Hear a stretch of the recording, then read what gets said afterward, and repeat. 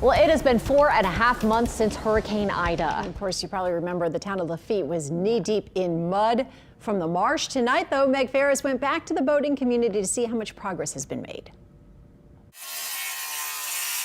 In hard-hit Lafitte, there are signs of rebuilding. New roofs sit next to blue tarps, debris piles next to new construction. Gas lines, after months, are finally restored. Insurance payments have been slow, what people needed versus what either their coverage was or what insurance is not allowing. That's huge. That's huge for a lot of people. And there were then, of course, the people who didn't have any at all. But there's still a long way to go. We've had some traffic come through here to clean this up a little bit. Lisa Crossan says in this community, where fishing is a livelihood for many, boats are sitting docked because they can't get through the finger canals, still blocked with big marsh and mud, called flottants. It's not just recreational fishing that goes on here. There's shrimpers, fishing guides. The new bridge, it's fixed, but it doesn't swing. So a 30-second pass-through now is a 30-minute trip around the island. There's people down here who have no money. I mean, they're just simple fishermen, they're simple people.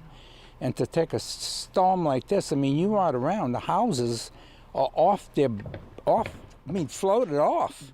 After the storm, the couple who owns Joe's Landing said it was the worst they'd ever seen. They didn't know if they had it in them to rebuild their home and business. And this is Joe's Landing today, the iconic place where people launched their fishing boats from since the 1970s. And this being reopened in the last couple of weeks is what's giving the people here in Lafitte a lot of hope to rebuild. To have to rebuild the whole thing all over again, it's emotional. Well, it gets me teary, for sure. I have a lot of respect for them, and I'm so happy they opened. Down here, they say they're all getting by with a lot of help from their friends, the small community spirit, and pitching in. We home. This is our home, and we're not going nowhere. We want everyone to know that the fish are still here. You know, come see us. Very resilient people here, very resilient. They've come back out of everything I've ever seen, and they did. I have no doubt it's going to come back. From Lafitte, Meg Ferris, Eyewitness News. And the mayor says the mud removal on private property will begin next week.